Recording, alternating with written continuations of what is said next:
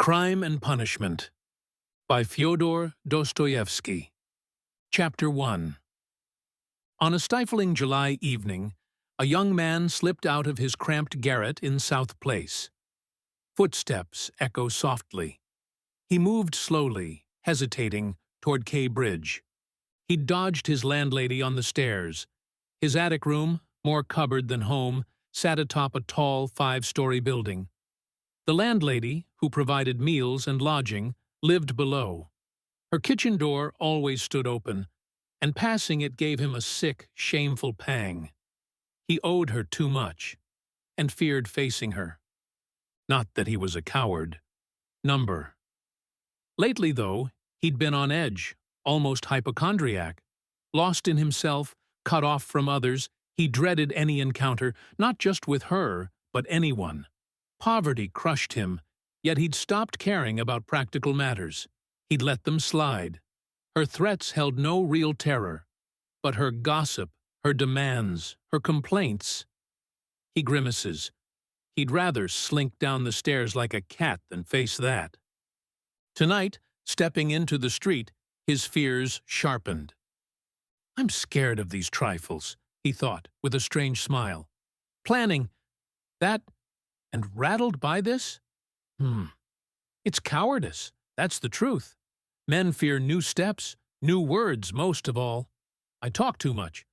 Or maybe I talk because I do nothing." He pauses, muttering. "This last month, lying in my den, dreaming of... what? Jack the Giant Killer? Why am I even going there? Am I capable? It's not serious.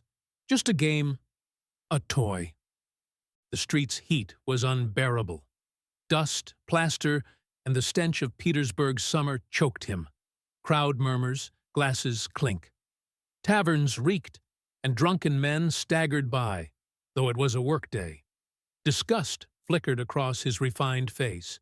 He was handsome, tall, slim, with dark eyes and brown hair. But his mind sank into a blank haze.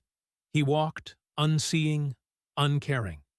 Sometimes he muttered to himself, a habit he'd admitted.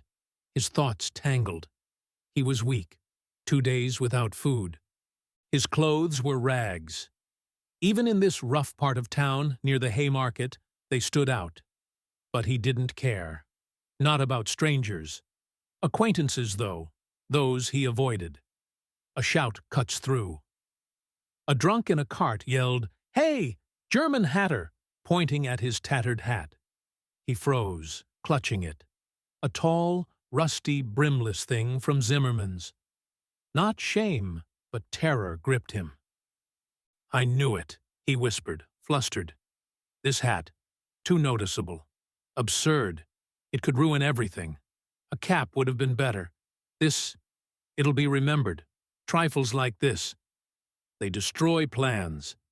He hurries on. He didn't have far to go. 730 steps from his gate. He'd counted once, lost in dreams. Back then, those dreams seemed reckless, unreal. Now, a month later, he saw them differently. Despite mocking his own indecision, he'd begun to see that hideous dream as a deed to attempt. Tonight was a rehearsal. His breath quickens. His excitement grew with every step. Heart sinking, nerves trembling, he reached a huge house by the canal. It was packed with tiny flats, tailors, cooks, clerks, and worse. People streamed through its gates. Doors creak, voices chatter. He slipped past the doorman, up a dark, narrow back staircase he knew well. In the shadows, even prying eyes wouldn't spot him. "If I'm this scared now," he thought, nearing the 4th floor, "what if I actually—" He stops short. Porters blocked his path, moving furniture. A German clerk was leaving, so only the old woman's flat remained occupied up here. Good, he thought. He rang her bell. A faint, tinny chime. The door cracked open. 2 glittering eyes peered out. Seeing the porters, the old woman opened wider. Creak of hinges. She was tiny, 60, withered, with sharp eyes and a hen-like neck. A mangy fur cape hung on her despite the heat. She coughed constantly. Her gaze turned wary as he looked at her. "Raskolnikov, a student," he muttered, half bowing. "I was here a month ago." "I remember," she said, eyes fixed on him. "Quite well." "I'm here on the same errand," he said, uneasy at her distrust. He shifts awkwardly. She paused, then stepped aside. "Step in, sir." The small room was bright with sunset. Yellowed walls, geraniums, muslin curtains, light hum of the street outside. Old wooden furniture, a sofa, an oval table, a dressing table, filled it. Two cheap prints of German girls with birds hung on the walls. A clean icon glowed in the corner. Everything shone, spotless. Lizavetta's work, he thought, not a speck of dust. He glances around. He stole a look at the curtain hiding her bedroom. So the sun will shine like this, then, he thought, scanning the room's layout. "What do you want?" she asked sharply, facing him. "I've brought something to pawn." He fumbles in his pocket. He pulled out a flat silver watch, a globe engraved on its back. A steel chain. "Your last pledge's time is up," she said. 2 days ago. "I'll pay interest for another month. Please wait." "That's my choice, sir, to wait or sell it." "How much for the watch, Alyona Ivanovna?" "It's barely worth anything. I gave 2 rubles for your ring last time. You could buy it new for less." 4 rubles. I'll redeem it. It was my father's. I'll have money soon." 1.50 rubles. Interest in advance, if you like." 1.50 rubles? He cried.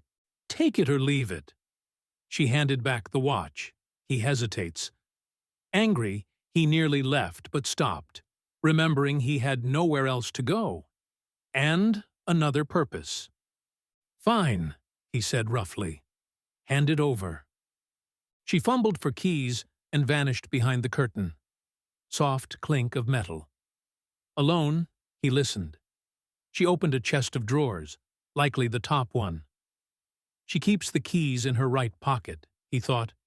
One's huge, notched, not for the chest. A strong box, maybe. Worth knowing. He shakes his head. How degrading. She returned.